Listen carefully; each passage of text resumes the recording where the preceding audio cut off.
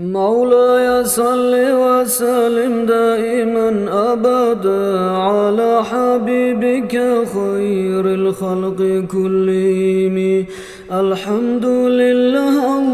Allah harmaqtağlanı yesi kudratından oylasa kulunu qalmay yesi kudratına qaramaq gözleni yarıqlığı sağamaq tağlar etmek tilleni tarıqlığı acayip gözünün nuru sen etken sen göregen bir uç topuraqqa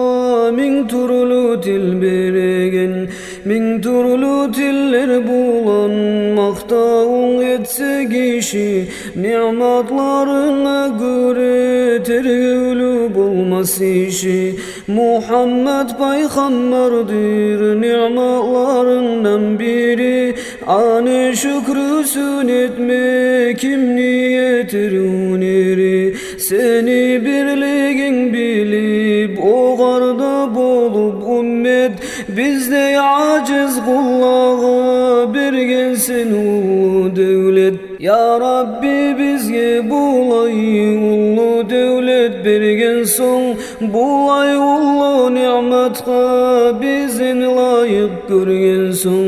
umut ettirgen bizge artık erkin rahmatın almazsan bu gay bizden qaytarıp bergen zatın ahiret seferine yoldaş et bizge anı ayırmanı bizden intarıklı zamanı gözden gayb bulsa da birligimiz yürekte Muhammed Resul'a da inanlık görmesekte gerti tasdik etken son dünyada görmeyi özün cennetten nasip etkin görmakны nurlu yüzün Mevlaya salli ve sellim daiman abada ala habibike hayril halqi kullihim